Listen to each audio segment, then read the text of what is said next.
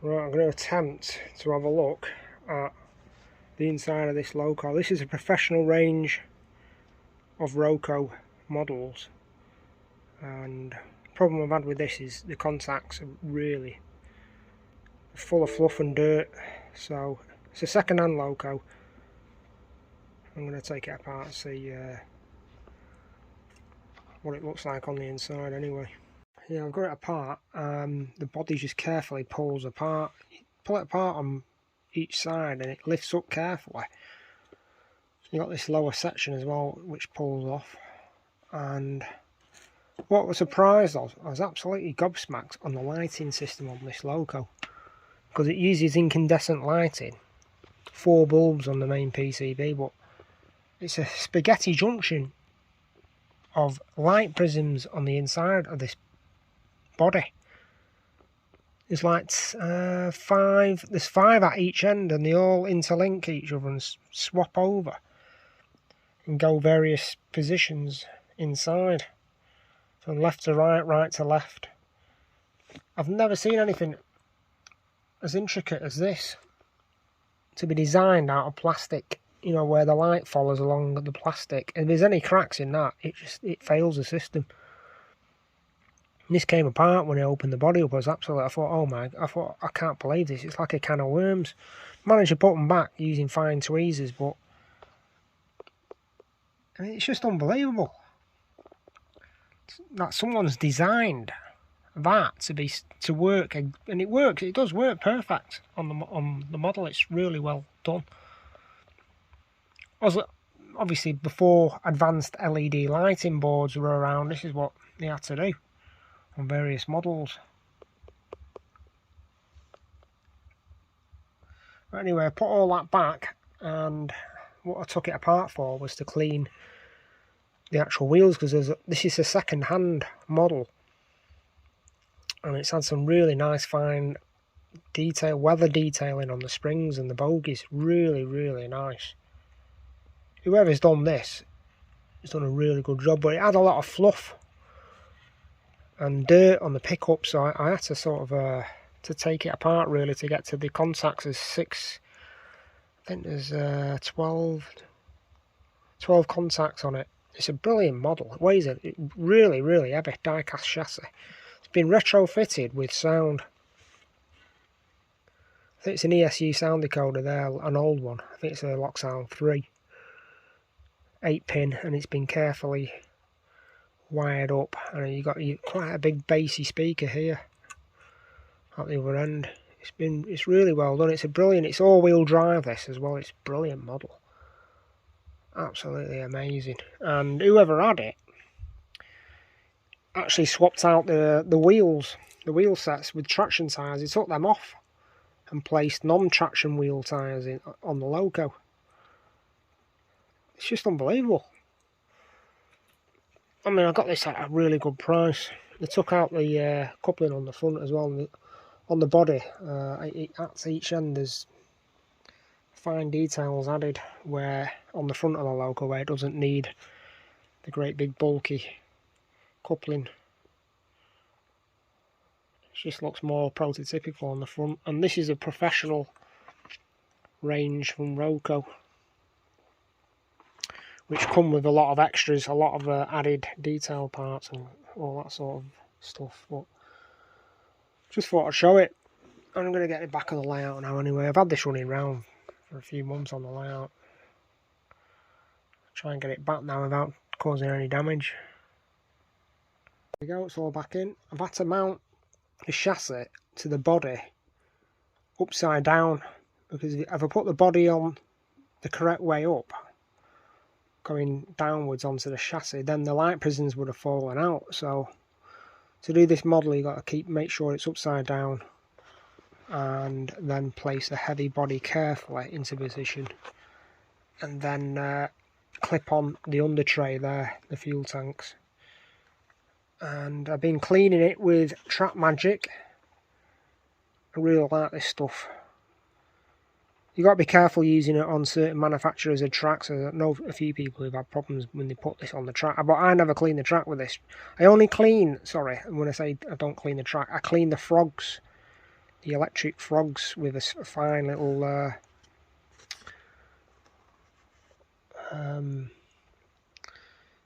one of these little fine, you get these little cleaning sticks, they're very fine with little tiny bristles on the end. And there's another one I use, which makeup artists use these for doing eyelashes. Eyelash brush, I use them as well. For cleaning round the contacts of the bogies and for doing frogs on points. And that, I don't actually use it on tracks, I use Goo Gone for cleaning the tracks. Right, so the lug miller is back on track. All the lights are working nicely. You can see the red tail lights working. It works nicely at both ends, that. Anyway, so that's all working perfect now on the track, because it was had intermittent breaks over certain point work, so it's working nice, that. Yeah, so recently I bought, when I was out in a place called Matlock, Bath, I bought this out of a very, very small model shop, just to give them a bit, I didn't even really want it, to tell you the truth, I just wanted to give them a bit of a custom as I was passing by, waiting and had a chat. There's a nice guy in there, very friendly, helpful guy. It's only a very small shop, and I cannot remember his name now. But anyway, I bought these model Batman Europe LED magnifiers with 5 lenses, 5 magnification lenses that you slot in on the front. It's got a little LED there. They take the small batteries. I mean, they do work. They're quite, I've tried them and they're quite good. You just got to be careful, because if you break that clip, there's a clip there, if that breaks, it renders it useless. So you got to be really careful. I mean, for what I paid, I'm happy with them, but yeah, just thought I'd give them a bit of customers as I was passing by. The other light I normally use is one of these magnifier lights with adjustable brightness, and that's quite nice for positioning over the work cradle I've got here, or you know, I've been using it on the floor at the moment because on my desk is full of electronic music gadgets. And then I usually have one of these lights as well over the top, which is, I use this light in filming as well as for maintenance, because I can take it off. It's magnetic. It's got a really strong magnet on a universal ball joint socket, and I can position that anywhere I want along the roof lining, which is great. And that uses an internal battery or an external battery that slots on the back. It's brilliant. So that's that. I'm taking off all the TGV trains. I've got 3 of them there. I'm taking them off now. I'm going to put 2 more Railjet trains on, the Taurus locomotive trains. So I'm going to put 2 more Austrian Railjet type trains on to join the Czech one, and then I'm going to take off the 3 other TGVs, and I'm going to leave the Regional Express double-decker coaches, because they're now docked in on the station on the shorter platform, and they do shuttle runs from the big station to the small station over there. So the TGV is going to go, the yellow one, the Laposte, is going to go back into this case, this box, which is a really high quality. It's a lovely box, perfect packing, dead easy to get in and out packing. I usually have spare parts. These are spare drive bogies, the drive trains, drive shafts, etc., in case they go in the future. And I also got a badge from France, a TGV Laposte badge, which is it's really nice. So I put that in the box as well as a collectible. And then I've got the actual extra coaches. They come in really high quality crystal plastic boxes, similar to Fleischmann boxes. I'll just get one out in a minute. I mean, this is really top packing, this. I mean, because you got the coach, it slips in with a really nice plastic, soft plastic protector, and then you get a another plastic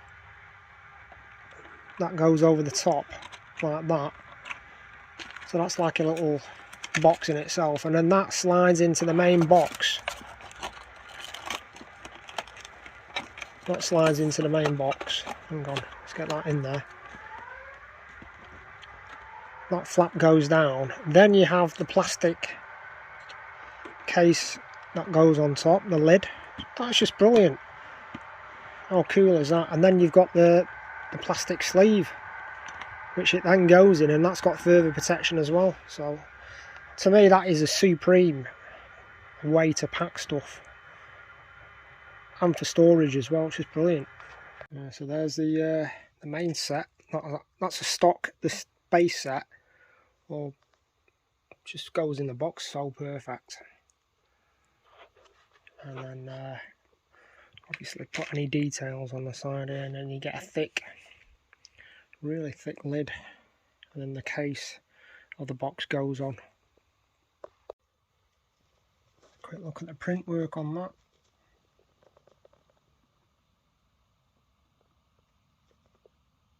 Really are stunning coaches, these. The parcel coaches, just stunning. Yeah, that goes into a plastic box underneath the layout now until further needed. I do like to change the trains quite every now and again. Quite a varied selection of trains. That's its last automated run on the layout, and then that will in turn then go into its dedicated boxes. It'll get taken off the layout from platform 1, put into the boxes.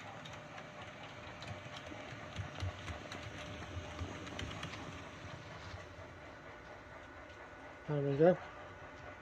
Into its graceful stop. In its boxes it goes. There we go, all back in its boxes. What I like about these sets, they tell you the configuration of all the coaches. They give you a leaflet and tell you exactly how they connect up, depending on which set you've got. And these are really nice. The French version of it, absolutely stunning. Now, I've ran these, I mean this was second hand, this set, got it quite a while back, but I got the extra coaches from various places, but I still need the dining car set for this particular one. But they do run really well. It's just the couplings on them, you've got to be careful connecting them up. Right, this is the next two trains I'm putting on the layout. So there's an Austrian Railjet and another Austrian, well, similar, very similar to the Railjet. In fact, you could call it the same train, but it's just in the 175th anniversary livery. But it is a Railjet train, and I'm going to put those two trains on the layout. I'm going to have 4 trains in the Terminus. I did have 5 or 6 at one point, but I'm just cutting it down now because it was getting too cluttered, to tell you the truth. Just going to give the layout, the Terminus, a bit more space. So there's a Czech livery Railjet, so I'll have the other 2 Railjets joining it, and the 2 LOCOs are the Railjet. That's a camera version of the train, the LOCO. That's got the built-in Wi-Fi camera on the cab end, and then the other one is the Austrian Railjet there. I've never put them back in the boxes because they're that fiddly to put back in the boxes. I've just left them out. These have been out for about a year or so, and I sometimes just store them on the Pico rail lifts, which are these devices here. You can stack these up about 3 high. as long as you make sure they don't get knocked down. And that's the other camera loco I've got there, which is all good, all nice. So on the next video I'll show the trains on the layout working. Probably 3 of them running at once actually. I'm going to get 3 in automation, so that'll be all interesting. Thanks for watching.